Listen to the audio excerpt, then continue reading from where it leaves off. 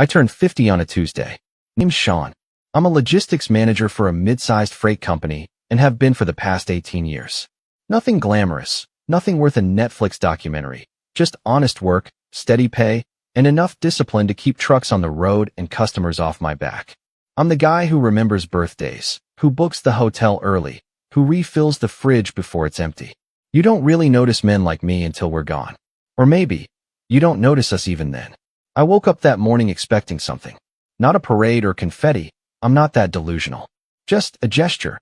Some burnt toast with "Happy Birthday, Dad" written in strawberry jam. A hug. A card. Even a lame, last-minute mug from a gas station would have done. Something to show they remembered I was still here. Still trying. Still holding the line. But the house was empty. Quiet in that eerie, unnatural way, like a hotel room right after checkout. Our golden retriever, Milo, didn't even bark. He was gone too. No note. No balloons. No pancakes. Not even the scent of shampoo lingering in the hallway. Just silence, sunlight pouring into the kitchen like it didn't give a damn, and the mocking blinking of the microwave clock. 7:13 a.m. Happy birthday, Sean. At first, I thought I'd gotten my dates mixed up. Maybe my wife, Laura, had taken the kids, Sophie and Tyler, on one of those early Saturday soccer tournaments, and I was just groggy. But no. Tuesday. Calendar on the fridge still had Dad's 50th, written in green marker from 3 weeks ago. Underlined twice. I stood there for a full minute, trying to piece it together. The fridge was emptier than usual. The keys to Lara's SUV were gone. Her overnight bag, missing. The kids' backpacks too. I checked the garage. Both cars gone. Milo's leash was missing from its usual hook. It hit me slowly. Like cold water running down your back instead of being splashed in your face. They left. Not for good, maybe. But they left. Without me. I didn't panic, not right away. I texted Laura. Hey, where'd you guys go? Try to keep it breezy. Cool. Like I wasn't already scanning for signs of a surprise party. Maybe they were picking up my favorite cake from that bakery downtown. Or heading to a breakfast place. Something big planned. No reply. I texted Sophie. Did Mom take you somewhere? Nothing. Called Tyler. Straight to voicemail. By 10 a.m., I was pacing. By noon, I stopped checking the window every time a car passed. I canceled my lunch reservation. I canceled my dinner one too, the one I made for the four of us at that steakhouse where Laura and I used to go before we had kids. I didn't want to sit there explaining to the waiter that no, my party wasn't just late. They weren't coming. By evening, I gave up. I heated up a frozen lasagna that had been in the freezer for 6 months and poured myself a glass of scotch that I'd been saving since I turned 40. It tasted like guilt. Like bitter herbs soaked in regret. I ate on the back porch. Alone. At 9:41 p.m., I got a text from Sophie. Happy birthday, BTW. Also, can you help with my car payment? Mom said you might. No punctuation. No apology. Just an ask. Like I was the family ATM, not the man who had quietly paid for her first semester of college when her scholarship didn't cover everything. Not the man who sat through 6 hours of high school theater because she played townsperson number 4 in our town and forgot half her lines. Just, can you help? That's what I was to her now. Not even worth the capital Y in U. I stared at that message for a long time. Thought about all the birthdays I'd planned for them over the years. Thought about the times Sophie cried because I'd forgotten to pick up the blue frosting instead of green. Thought about Lara's 40th birthday, when I rented that Airbnb with the fireplace and the stupid antique bathtub she loved. Thought about all the mornings I woke up early so everyone else could sleep in. And now, on my day, I woke up to a note-less house and a text asking for money. I typed one word back. No. No explanation. No exclamation. Just a period at the end like a quiet door shutting. Then I stood up, walked inside, and opened my banking app. I stared at our joint account. All these years, we kept it together. One pot. One shared pool. I always believed in transparency and trust. But now, trust felt like a joke. Like something I'd been playing alone. I transferred everything, every last dollar, out of the joint account and into my personal savings. One account I never touched, never even mentioned. It wasn't even hidden. Just forgotten. Until now. The moment I hit confirm, I didn't feel triumphant. I didn't feel angry. I just felt awake. Like I'd been sleepwalking through my own life, and suddenly someone turned the lights on. 2 days passed. No calls. No return home. No sorry. We had to leave early. Or it was supposed to be a surprise. Nothing. Just radio silence from the people I thought I mattered to. Until Friday morning. At 7:42 a.m., I was in the kitchen pouring myself coffee when I heard the knock. 3 sharp raps on the door. I opened it to find 2 police officers standing there. One of them asked, "Sir, are you Sean?" I nodded, heart beginning to pound. "We received a missing person report. Your wife and children said you've disappeared. Are you all right?" And just like that, my birthday silence exploded into chaos. But that wasn't even the part that got me. What got me was what they said next. And that is where everything started to unravel. The younger officer was the first to speak. "Your wife filed a missing person report. She said you left in distress. That you might have harmed yourself." I blinked. "What?" "She said you didn't come home for 2 nights. That you emptied your accounts, sent a strange message to your daughter, and haven't answered your phone." I let out a bitter laugh. "I haven't answered because nobody called. I haven't left. I've been here the whole time. At home. In my own house. Alone." The older officer squinted. "So you're not in any danger?" "Only from being completely taken for granted. They asked to come inside, so I let them in. I showed them the security camera feed from the doorbell app. No activity except a couple Amazon packages. I showed them the texts. The bank transfer. My ID. My coffee mug with world's okayest dad on it. Every detail screamed normal, except for the part where my own family pretended I vanished into thin air." The cops exchanged a glance. One of them cleared his throat. "I'm sorry to ask, but has there been any history of conflict at home?" I shrugged. "Not the screaming kind. Just years of quiet erosion. You know what I mean." They didn't answer. Just nodded, made a few notes, and left after asking me to call Laura and let her know I was okay. I told them I'd think about it. I didn't. What I did instead was open a cold can of ginger ale, sit on the couch, and stare at the TV without turning it on. That was the day something cracked. Not snapped. Cracked. Quietly. Like a frozen lake under pressure. See, if this had just been about a forgotten birthday, I could have brushed it off. Chalked it up to bad timing, miscommunication, a fluke. But they reported me missing. As if I was the unstable one. As if I'd just wandered off into the woods barefoot, muttering to myself. And not because they were worried, either. No, this was about money. I could see it plain as day now. The missing report? That was insurance. Paper trail. A setup. Maybe they thought I'd had some kind of breakdown, and they'd be entitled to access the funds if I was legally unfit. Maybe they were trying to freeze my accounts. Maybe Laura was already talking to a lawyer. And Sophie's text? A test. A baited line. The fact that I said no probably startled them more than anything. Because I never said no. Not to Laura. Not to Sophie. Not to Tyler. I was the reliable one. The doormat with a steady paycheck. I'd never questioned it before, but now it all looked different. That afternoon, I went upstairs and opened the top drawer of my old oak desk, the one Laura always called Clutter Central. I hadn't really gone through it in years. But in the back, under some expired warranties and old birthday cards, I found what I was looking for. The deed to the house. In my name. Sole owner. See, Laura and I bought this place when we were just starting out. I was the one with decent credit and savings. She'd just left grad school with loans.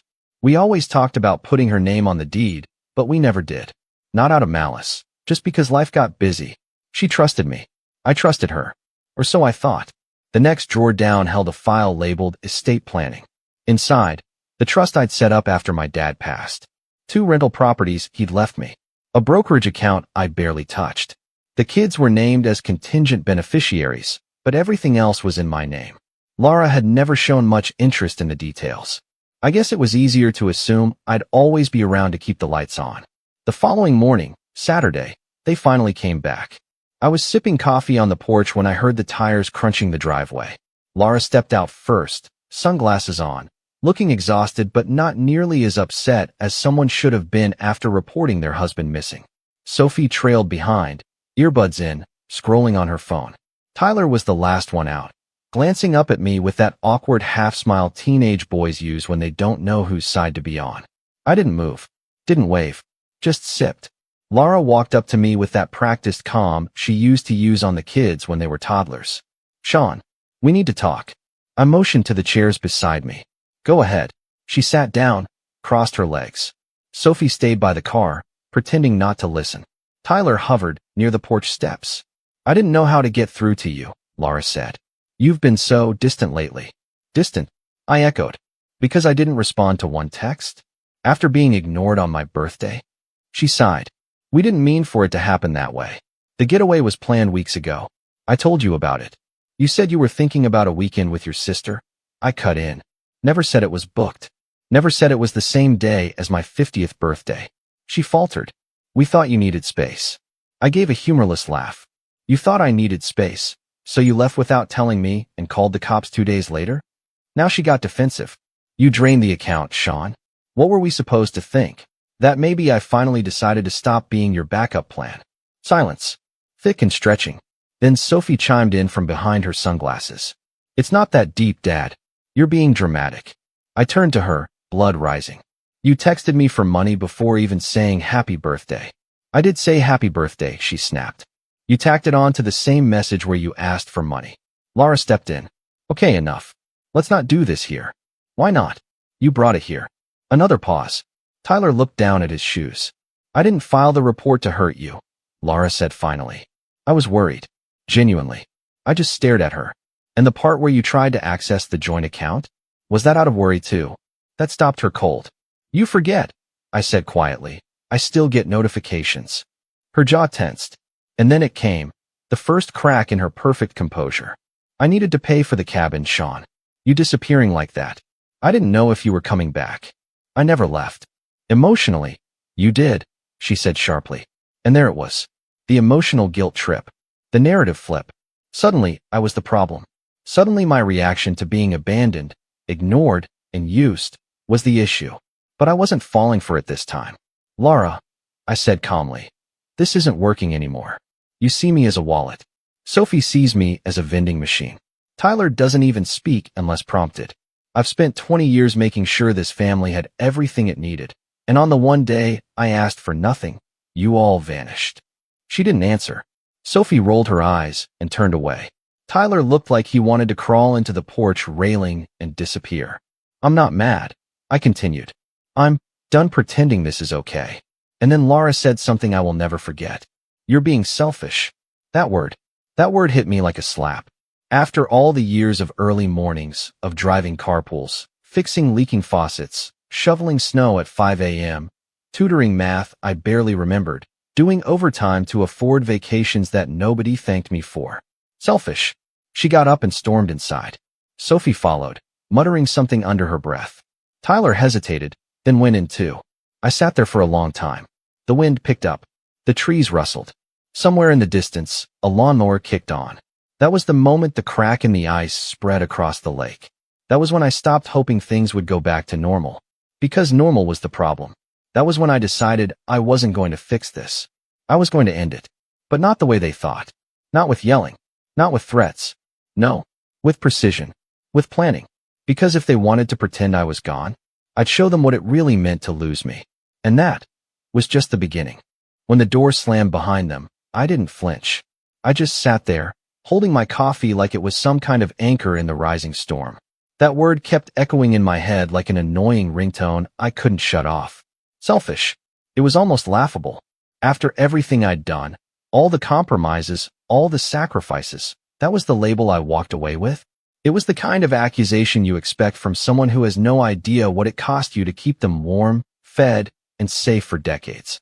Or maybe they knew, and just didn't care. That night, I slept in the guest room. Not out of spite.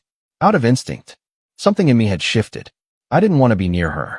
I didn't want to smell her perfume on the pillow or hear the sound of her setting her phone on the charger like it was any other night. It wasn't. I woke up at 4:47 a.m. No alarm. Just my body, wired from years of routine. I got up, showered, dressed, and walked out the door before anyone else stirred. I didn't leave a note. Didn't say goodbye. Let them wonder. I drove until the city was behind me and the air felt different. Ended up at a diner off Route 12. One of those places where the waitresses call you honey, and the coffee is always a little burnt but never empty. The waitress, Marlene, according to the badge, looked at me like she'd seen 100 versions of me before. Bad night, she asked as she poured. Bad decade. She chuckled and topped off the cup. You want the sorry you're alive breakfast or the midlife crisis special? First one comes with toast. Second one comes with pie. Give me the toast, I said. Not ready for the pie just yet. She nodded like she understood. I stayed there for hours, watching trucks roll by, listening to the hum of the kitchen, thinking. By noon, I'd made a decision. I called into work and took a personal day, my first in over a year. Then I drove home, parked outside, and just sat in the car. I didn't want to go back inside.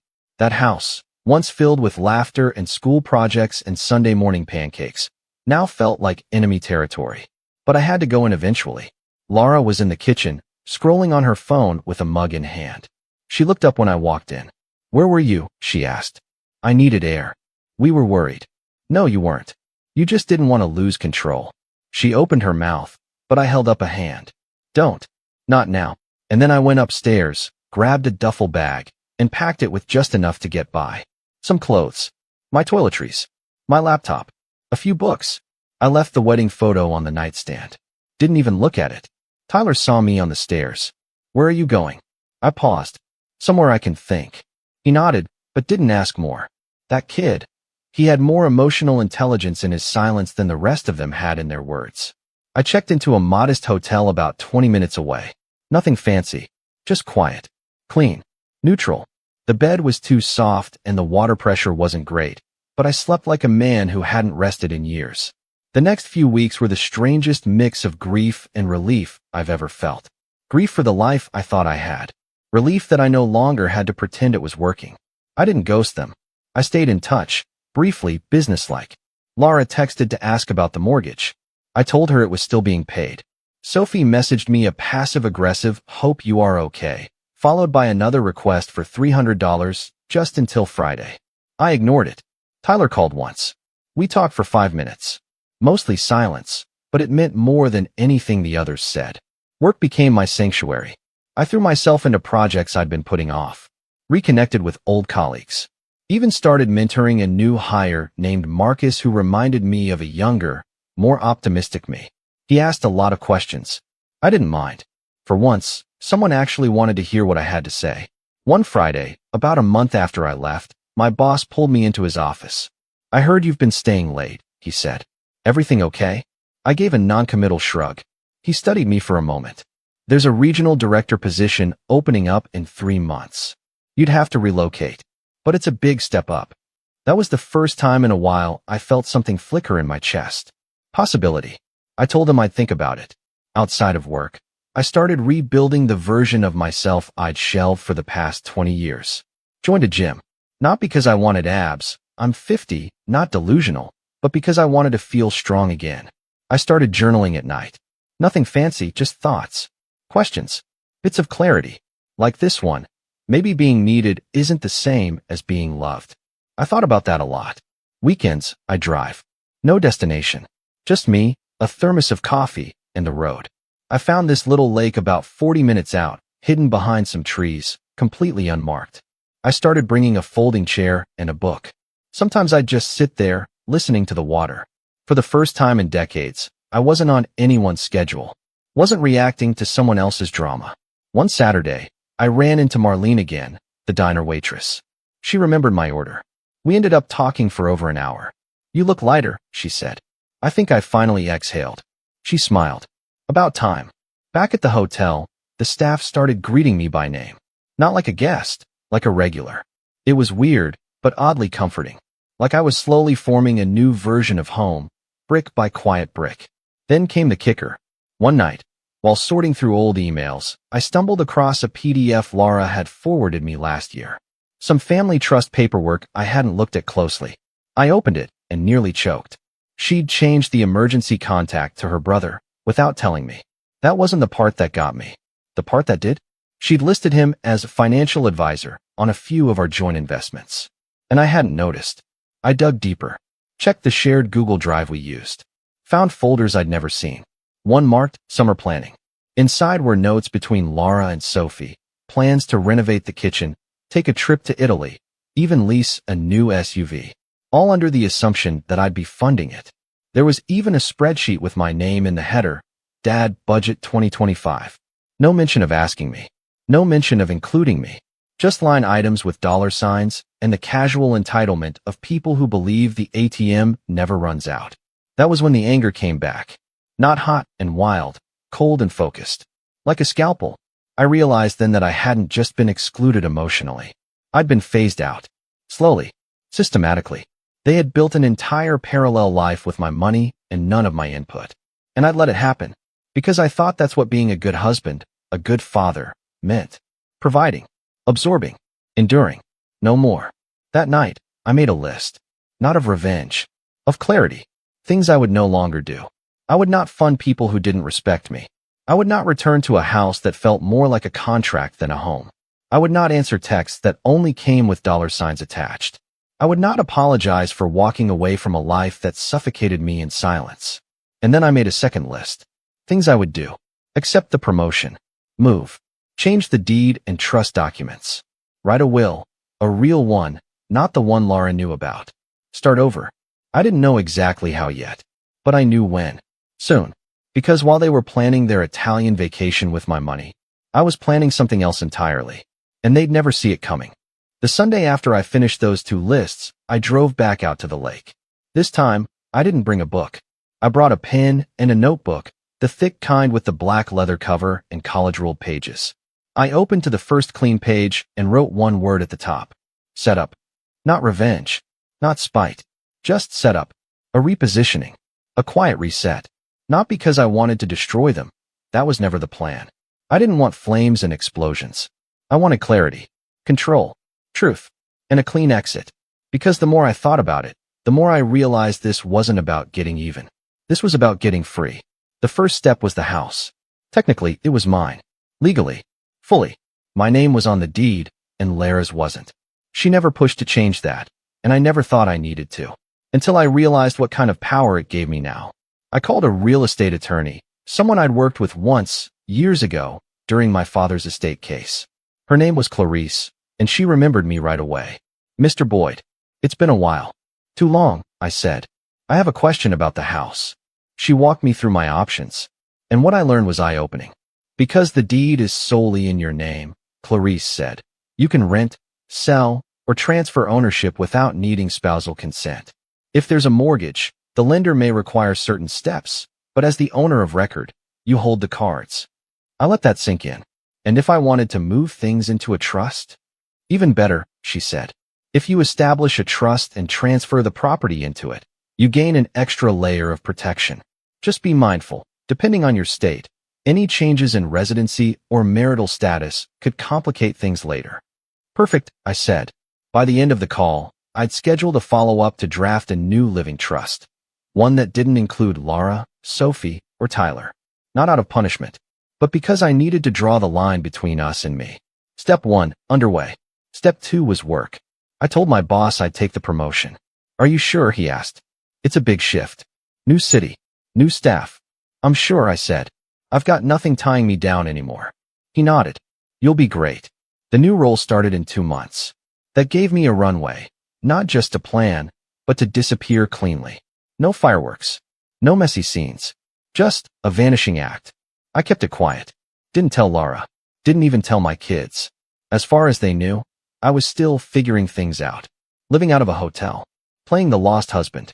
The confused dad. Let them believe it. That illusion gave me the breathing room I needed. Step 3, finances. This was the tricky part.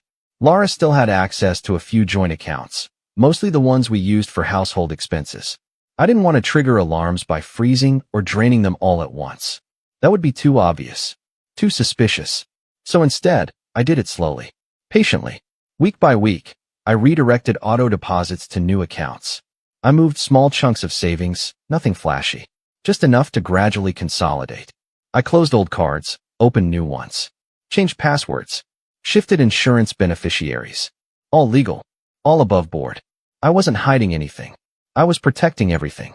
From people who clearly thought I owed them access by default. One day, I logged into our family cloud drive and downloaded every document Laura had ever uploaded. Tax records, car titles, receipts, birth certificates. I made copies, stored them on a flash drive, and tucked it into the bottom of my suitcase. The digital trail was cleaned up. Backup secure. Everything Laura thought she controlled, I now had a full mirror of. Step 4, allies. This was unexpected. One afternoon, I ran into Tyler at the grocery store. He looked surprised to see me. "You're still in town?" he asked, voice low. "For now." He hesitated, then said, "Can we talk?" We walked to a nearby bench outside the store. He stared at his shoes for a long time before speaking. "Mom told everyone you abandoned us," he said. "Said you were having a breakdown. That you didn't want us anymore." I looked at him. "And do you believe that?" He shook his head. "Not after the cops came. Not after I saw the way she talked about it. Like it was a joke." My heart clenched. "I never wanted to hurt you." "I know," he said. "That's why I'm telling you something." He pulled out his phone and showed me screenshots. Messages between Laura and her brother. Conversations about contingency plans, reassignment of assets, and full access by June. My stomach turned. "You got these how?" I asked. "I used the old iPad," Tyler said. "It's still synced to her phone. She never unlinked it." I couldn't believe it. Or maybe I could. "I've been reading stuff for weeks," he added. "They think you're gonna cave. That you'll come back, apologize, and just hand it all over." I closed my eyes. "No, not this time." Tyler looked up. "Can I come with you?" The question hit me like a wave. I hadn't expected that. Not from him. "I'm not going far," I said gently. "But why?" "Because you listen," he said. "Because you don't pretend." I nodded. "We'll figure something out." And just like that, I had an ally. Not just in the plan, but in the family I thought I'd lost completely. Step 5, the final push. Once the trust was finalized and the real estate paperwork complete, I made the quietest power move of all. I listed the house for sale.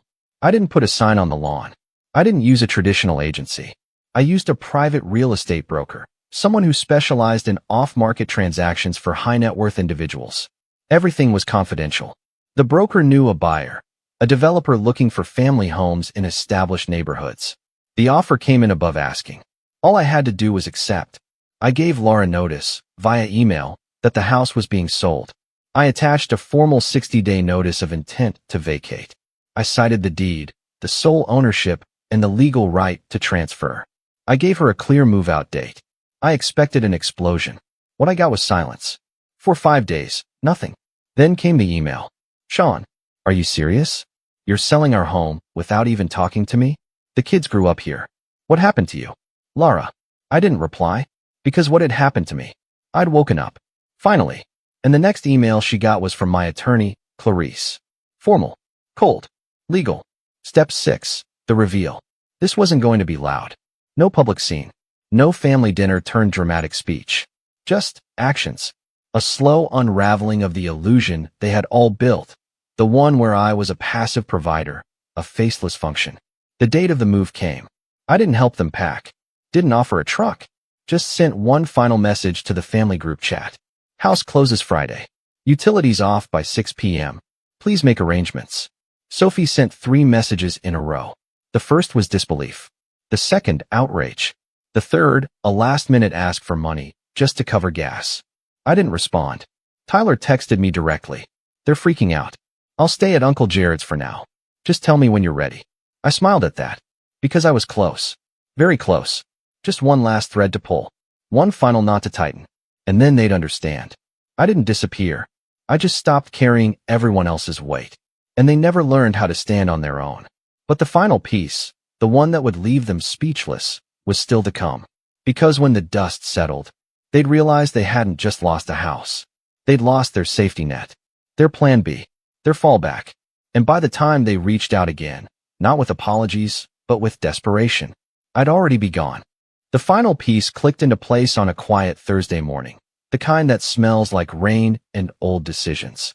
I was standing in the new apartment I'd leased under my name in the next city over. 2 bedrooms, exposed brick, top-floor corner unit. Nothing extravagant, but it was mine. No scented candles I didn't pick. No throw pillows with passive-aggressive embroidery. Just clean space and silence I chose. I was sipping black coffee, staring out the window at the skyline, when the email came in. Subject, final closing documents. It was from Clarice. Attached were the final signatures from the buyer, the title transfer, the bank wire confirmation. It was done. The house was no longer mine. Which meant, it was no longer theirs either. I took a deep breath and closed the laptop. That chapter? Over. The fallout came faster than I expected. The first wave hit 2 days later. It started with a text from Sophie. "What the hell, Dad? You sold the house. Where are we supposed to go? I didn't answer. 2 hours later, another one. This is insane. You need to fix this. Mom is losing it. And then, like clockwork, Laura called. I let it ring. Voicemail. A few minutes later, my inbox lit up with a long, multi-paragraph message. Sean, I can't believe what you've done. This is beyond selfish. You left us homeless. We had plans. Sophie's semester starts soon. Tyler has nowhere to go. How could you just vanish? This isn't the man I married. You used to be dependable, responsible, a provider. You've destroyed everything. I'm meeting with a lawyer. You'll be hearing from me. I didn't even blink. Instead, I forwarded the email to Clarice. 5 minutes later, she responded. Already prepared. Let her try. Laura did try. She lawyered up. Send a letter through counsel claiming emotional distress, marital abandonment, and a wrongful sale of shared property. They demanded a reversal of the transaction and full spousal support, despite the fact that we'd never legally merged assets beyond the accounts I had already drained. Clarice crafted the perfect response. Every document, every transfer, every timestamp, all legal, all documented. The paper trail was airtight. Laura had never requested her name be added to the deed. The accounts in question had been in my name. The house, paid off from my father's inheritance, gifted solely to me. There was nothing for her to take, except, maybe, a long look in the mirror. The letter we sent back was polite, unemotional. Per the terms of ownership, no marital assets were inappropriately transferred or sold. Any further legal action will be considered harassment and responded to accordingly. After that, the legal threat stopped. But the messages? Oh, they kept coming. From Sophie. Can you please just help with 1 month's rent? I can't crash with Mom forever. She's driving me nuts. From Laura. I know things got messy, but don't you think we owe it to the kids to be civil? Maybe meet for lunch? Talk. From Tyler. I told Mom I'm moving in with you. She flipped out. Said you're unstable and vindictive. I told her to look in the mirror. Tyler moved in the following week. He brought a single suitcase and a backpack. We didn't talk much that first night. We just ordered pizza and watched The Matrix. When the final credits rolled, he looked at me and said, "Thanks for choosing yourself, Dad." That sentence hit harder than any courtroom argument. As weeks turned into months, I began settling into my new life. The promotion came through. The title on my door now read, Regional Director of Logistics, Western Division. The office was sleek, the staff sharp, the hours flexible. I hired Marcus, the guy I'd been mentoring, as my second in command. He handled the chaos with that wide-eyed eagerness I used to have in my 30s. On my lunch breaks, I walked the city parks. Sometimes I brought my journal. Sometimes I just watched people pass by, wondering how many of them were sleepwalking through lives they didn't choose. I wasn't. Not anymore. One evening, while checking my mail, I found a cream-colored envelope wedged between the flyers and bills. No return address. Inside was a handwritten letter. Dad, I've been doing some thinking. At first, I was angry. Not just at you, but at everything. I thought I deserved more, money, help, attention. But you were right. I took you for granted. I remember all the rides to practice. All the late-night study sessions. The birthday parties you planned. I don't think I ever really saw you. Not until you left. I'm sorry. I don't expect anything from you. I just wanted to say it. Thank you for everything. Sophie. I read it twice. Folded it carefully. Slid it into the drawer next to my journal. I didn't text back right away. I let the silence speak for once. As for Laura, the last I heard, she moved into her sister's guest house. She tried applying for a refinance loan, probably to buy a place of her own, but with limited income and shaky credit, it didn't go far. I know this because a mutual friend of ours, Amanda, still worked at the local bank branch and quietly told me. She came in furious, said you sabotaged her future. I didn't say anything, but I thought, he finally stopped paying for your mistakes. That was all I needed to hear. Tyler enrolled in community college nearby. He picked up a part-time job at a bookstore downtown. Sometimes we talked late into the night, about life, about trust, about the kind of man he wanted to be. He asked questions I never expected. Deep ones. Honest ones. One night, he said, "Do you think people ever really change?" I looked at him and said, "Only when losing something finally hurts more than keeping it." He nodded. "I think Mom's still blaming everyone but herself." "Some people never stop playing the victim," I said, "even when they're holding the knife." There was no dramatic courtroom scene. No viral video. No Facebook post with 1,000 shares. Just the quiet, methodical crumbling of entitlement when it no longer had a host to feed from. And me? I didn't just walk away from them. I walked toward something else. Something better. Peace. Clarity. And for the first time in decades, self-respect. I didn't get revenge in the form of screaming matches or social humiliation. I got it by removing myself from a system that expected me to burn so they could stay warm. I stopped being the hero of someone else's story and became the author of my own. 1 year to the day after my 50th birthday, I woke up in my new apartment. No balloons, no cake, no noise, just a quiet knock at the door. It was Tyler, holding a cup holder with 2 coffees and a bag of warm breakfast sandwiches. He handed me one and said, "Happy birthday, old man." I laughed. "Thanks, kid." We sat on the balcony, eating in comfortable silence. The sky was a soft shade of gray-blue. And for the first time in my life, I felt no weight on my shoulders. No performance. No invisible scoreboard. Just me. Alive. Free. And finally whole. Because sometimes the greatest revenge isn't what you take from them. It's what you give back to yourself.